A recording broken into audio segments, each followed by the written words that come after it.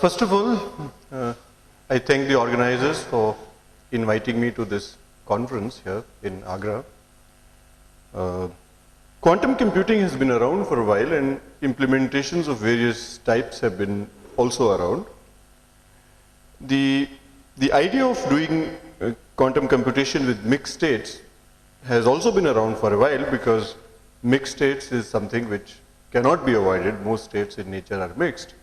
And particularly in the context of NMR quantum computation, one knows that at room temperature, states are highly mixed. And there were a lot of discussion and critical analysis of NMR quantum computation from the point of view that the states are highly mixed. And therefore, is there a quantum advantage, or there is no quantum advantage, and things like that. And then came this whole idea of pseudo-pure states, where you begin by taking the whole set of spins in an NMR quantum computer, and then what you do is that you take some of them, and a small fraction of them are pushed into a state. So you have a very mixed density matrix rho, and then you do something to it so that it becomes something into I plus 1 minus k into something which is a pure state. I have to write maybe bigger, right? Yeah.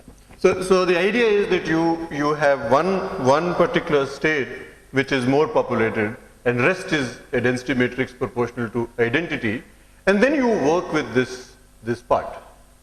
Okay? Can people see what I wrote? No. Okay. So this is pseudo-pure state, which is a very interesting idea which came also early on in the field. However, the point is that the number of molecules which one can push into this pure or pseudo-pure state is very, very small. It's exponentially small compared to the total number of molecules in the ensemble. And therefore, it is extremely difficult to prepare such pseudo-pure states. I'm not going to talk about doing quantum computation with pseudo-pure states, but this is the only way you can do NMR quantum computation today. There has not been an alternative to this. There are schemes. I mean, this is not a fundamental exponential problem here, but there are schemes. The issue is that this is not a fundamental difficulty that one cannot have large number of molecules in a pure state.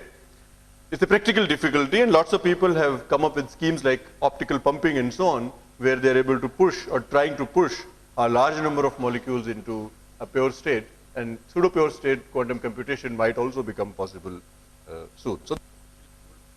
So, computing with mixed states. What other things do we look at in our group? We look at quantum algorithms. We also look at implementations of QIP and the theoretical and experimental problems over here. I'm a theorist, so I work with experimentalists on this. Recently, we have been looking at open quantum systems, where you have an environment interacting with the quantum system, and therefore you have a non-unitary evolution of the system. And this is a very interesting area which is opened up, which has been around but has opened up in the context of QIP recently. And we also work on quantum optics. Okay, so now let's see computing with mixed states as is a particular example of Deutsch-Jozsa algorithm that I will look at. So there have been proposals recently in past 5 years or so, where highly mixed states have been used to do computation, and ostensibly quantum computation. And they're maximally mixed. So something which looked like a problem here, that we should not have mixed states, have actually been employed to come up with quantum computational schemes. Now this talk would look at this proposal very critically, and show you that at least the particular scheme which I will describe has some hidden cost which kills all the advantage it apparently claims to have. So that is the aim of this talk, to critically analyze this particular scheme to do Dojos algorithm, which was the first example that they took up to do quantum computation with highly mixed states. So let me just review the Dojos problem and Dojos algorithm. Here what we have is there is a function from n bits to 1 bit, and the issue is the function constant or balanced? So constant means its output is same for all values of the input, and balanced means that for half of the input values it's 0 and for the other half it is 1. So if the functions come from this particular set of functions, given a functions, how to classify whether it is constant or balanced? That is the issue in Dojos problem. Classical algorithms are not very efficient in this case. Let me put it clearly. Classical deterministic algorithms are not very efficient to do this job. There are classical random algorithms which we will come back to. But a quantum algorithm, which is a Dojos algorithm, a well-known, which is the first quantum algorithm in some sense, achieves this classification in one oracle call. So classically you have to have it of the order 2 to the n oracle calls, and the quantum algorithm is only one oracle call. So it's an exponential advantage over the classical schemes. That was the point of the Dojos algorithm. However, let me go back. However, to do this quantum DJ algorithm, one needs pure states or pseudo pure states. It requires that the n qubits are prepared in a pure state, or at least a pseudo pure state. So this is a requirement for this particular algorithm. This is the kind of oracle that it uses. So you have, this is n qubits, this is 1 qubit, you have a unitary which encodes the function into the target like this, and then if you have all this in a pure state, then the algorithm will work in one such unitary will be able to classify functions. And pure states or pseudo pure states are required to undertake this classification. I'm not going to go into details because this is now quite standard, and if there's a question we can take it up at that stage. Now here is an alternative which has been proposed, which I want you to pay attention to. In this proposal, the proposers say that let us begin with the maximally mixed, this particular state, in which n qubits are in a density matrix proportional to identity, and the last one is 0. The last one is a pure state. Preparing 1 qubit in a pure state is not that difficult. We can do that. And all these are in maximally mixed state, which is identity, which is in some sense pure noise. And then this can be rewritten, by the way, like this, where x are computational bases, which is 0, 0, 0, 0, all the way to 1, 1, 1, 1. So then we push it through the oracle, which gives us the output density matrix like this. So here you see, since it was 0, so for every x, the fx has appeared over here. So equation 4 tells you the application of oracle on this very highly mixed input state. And now we trace over all the input registers, and the target qubit is left in this particular density matrix after the tracing, and all the information about the function appears to be contained here, which can be easily seen by making an expectation value measurement of sigma z. So if sigma z expectation on the target is plus minus 1, the function is constant, and if it is sigma z value is expectation is 0, then the function is balanced. We used the oracle only once, and we used a very highly mixed state, and then achieved the same task which required pure states or pseudo pure states.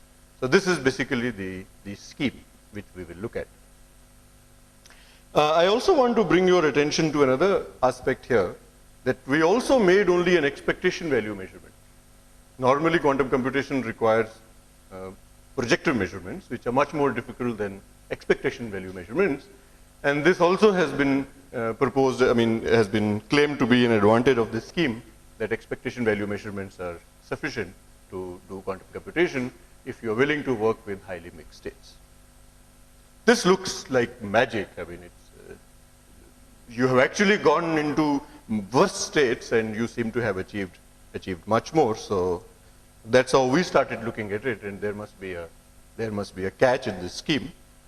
The way I have been putting it, so, I mean, some of you might have already recognized that there might be a problem. So let us just to conceptualize the problem, look at a classical alternative where I look at 2 to the n classical bit strings of length n plus 1, and then I apply, what I do is first n of them, 2 to the n, these are the strings, and then I prepare them in computational basis, the first n, and the last one 0. So now it's a completely classical problem. I'm working with strings, and I keep the last bit of every string as 0, and first n bits are all possible n-bit strings, so there are 2 to the power n of them. Now if I apply the classical oracle, which means on the same string, take the first n bits as input and push the function onto the last one, then after the oracle on the whole set of strings, the fx values are there on the last bit. And then of course I can add those values and find out whether the function is constant or balanced, because that value will be 2 to the n or 0 for a constant function, and 2 to the n by half for a balanced function. But of course then you will ask me that, you know, I use 2 to the n inputs.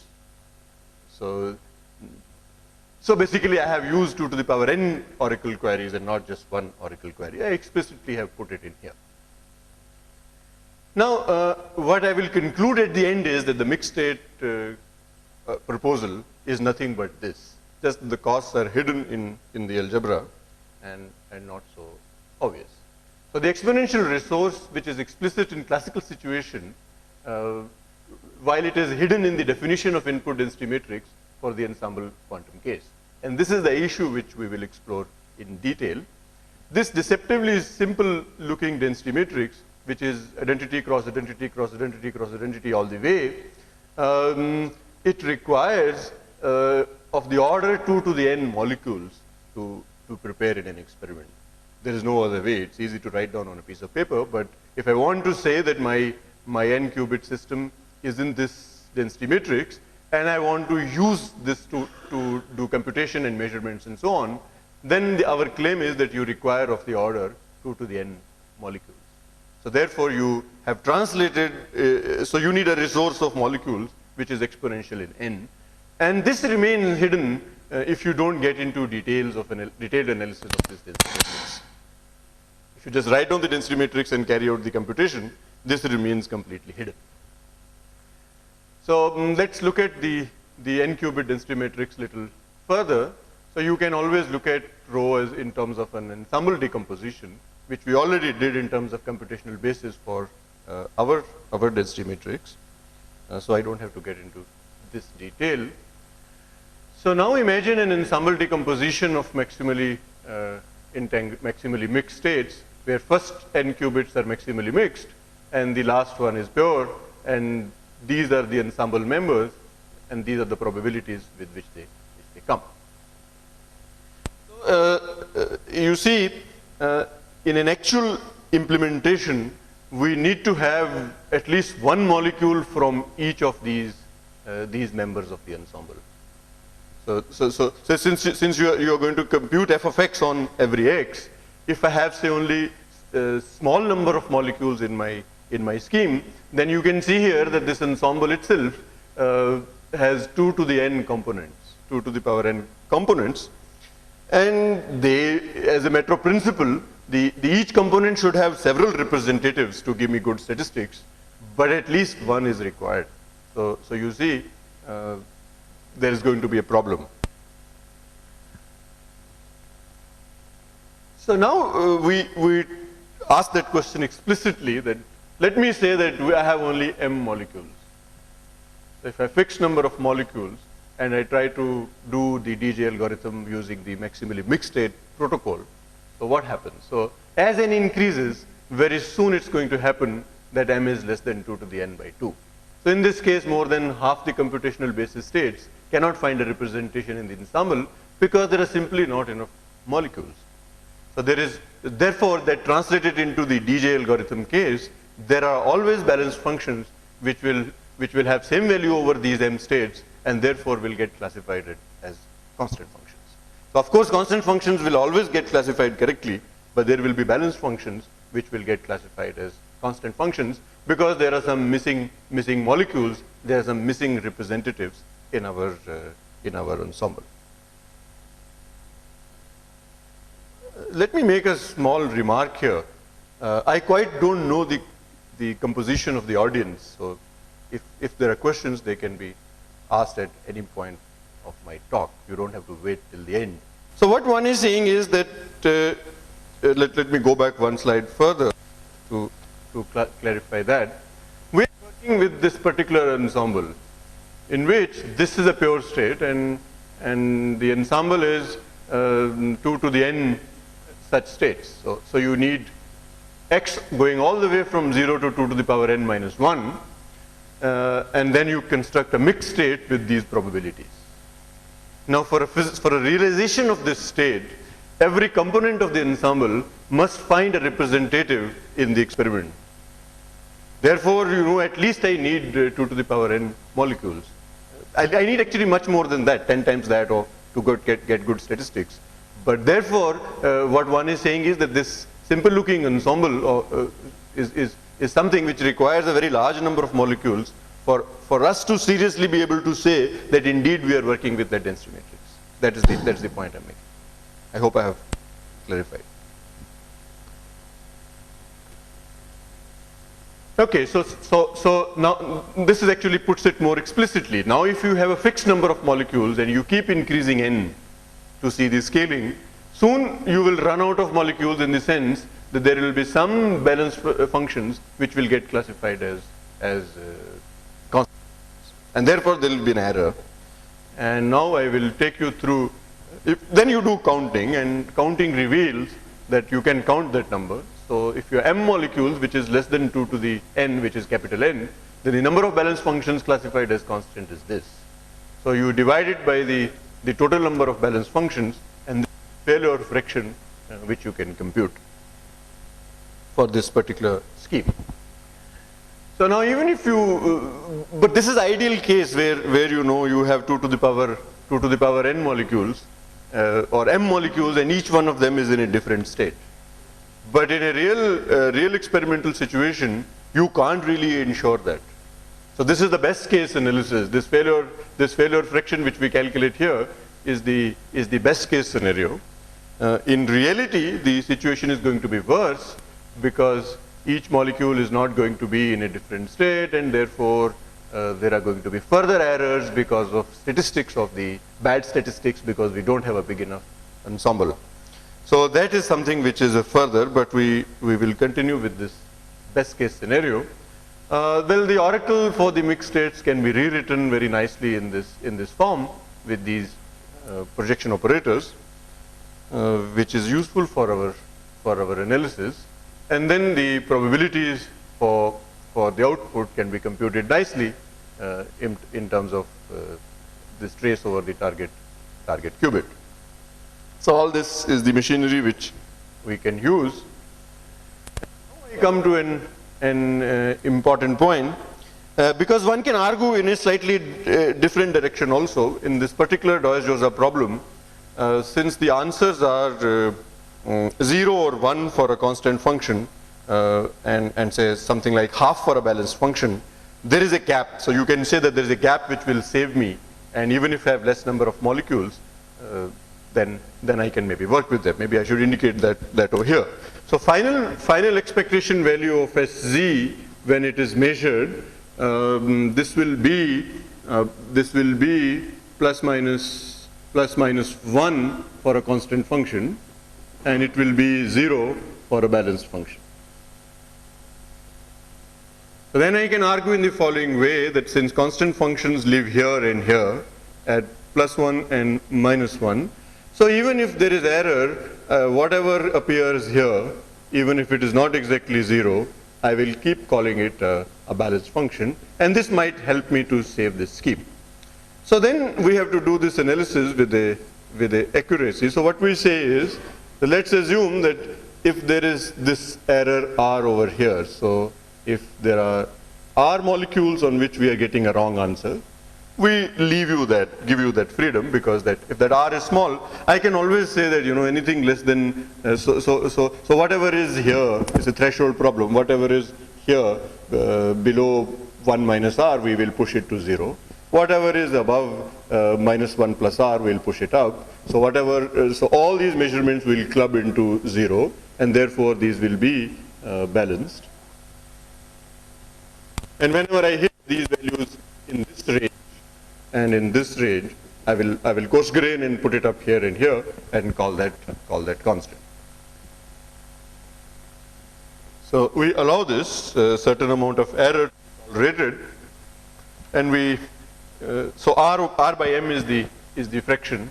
So if the total M molecules I'm using, then I allow a freedom of R by M to be accommodated in a situation like this.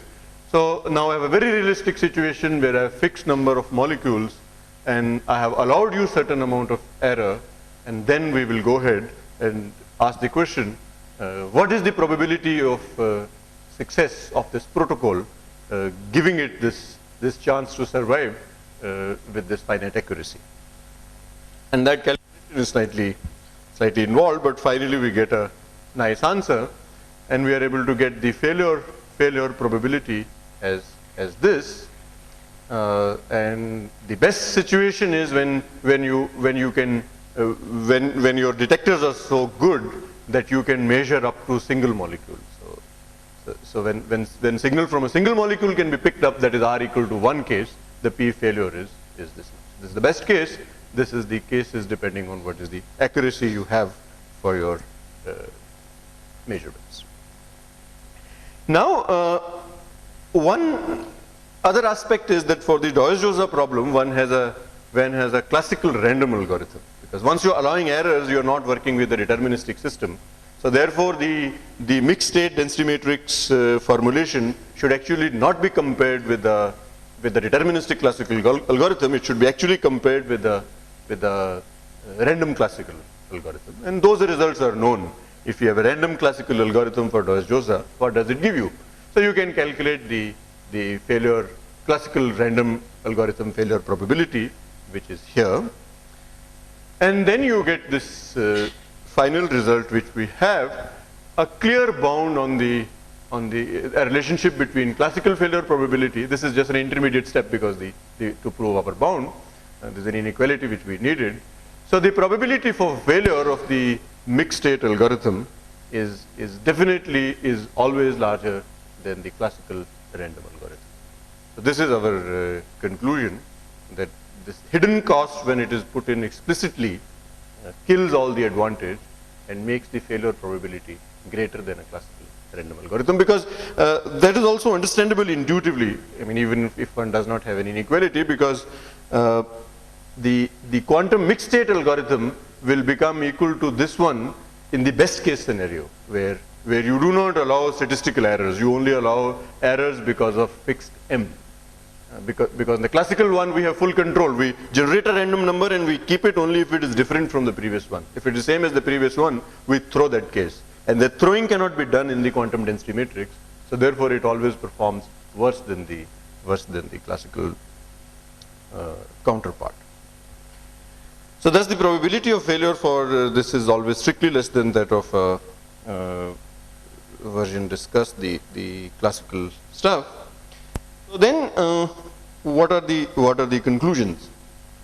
So the first issue is that it's all to do with interpretation of the density operator. So once I have a density operator, how do I interpret that? Of course, there are two ways of interpreting a density operator. One being an ensemble interpretation, another being a single particle interpretation, where you say that density operator is a single object is in a very highly mixed state. And that is the point of view which the proposers of the scheme had taken, without realizing that any verifications will always involve an ensemble, and therefore there is no way out than to consider an actual ensemble and its size and so on and so forth. For a single object, when I say that its density operator is I or it's maximally mixed, I basically express my ignorance. I basically express my ignorance in the sense that I am saying I don't know the state of that object. And if I am only expressing my complete ignorance, I don't think that that can be useful. And that's what is happening in this case. Whereas if you are completely ignorant about a large number of objects, then you can at least work with the statistical distribution, the ensemble distribution. But that is then completely classical. You're saying that you're choosing this much fraction in this component of the ensemble, this much fraction in this component, so on and so forth. So therefore, the lack of purity of a single quantum system cannot be useful. It is basically lack of information. So therefore, it can only add to noise. That's one thing we'd like to say. So we want to interpret density matrices or density operators properly. Then there are other schemes which are around where one thinks about simulating quantum systems using mixed states. Now our results have no bearing on those schemes, because it's not that the mixed states are completely useless. In the case I discussed, they turned out to be useless, because when quantum superposition and classical probabilities intermix, one doesn't really know what happens. For example, one has an open problem of characterization of mixed state entanglement. So therefore, it is still an open question. We have not clinched the matter that mixed states are completely useless. We have looked at one scheme and have done a complete quantitative analysis of that scheme and showed that there's a hidden cost. But there could be possibilities where the hidden costs are less than the advantage which you get, and that issue still needs to be explored, particularly when you're trying to simulate quantum systems, because if you're simulating an open quantum system, for example, it is known that mixed states can be quite useful. There are results we have in a different direction which show that mixed state input states for an open quantum system can actually be useful and make things more efficient. So there can be problems in which mixed states can be useful. Therefore, power of mixed state QC is not a completely closed question. There are still issues to be sorted out there. However, what we have shown is that the naive schemes which people have come up with don't really work. Okay, I will end here and then take questions and discussion.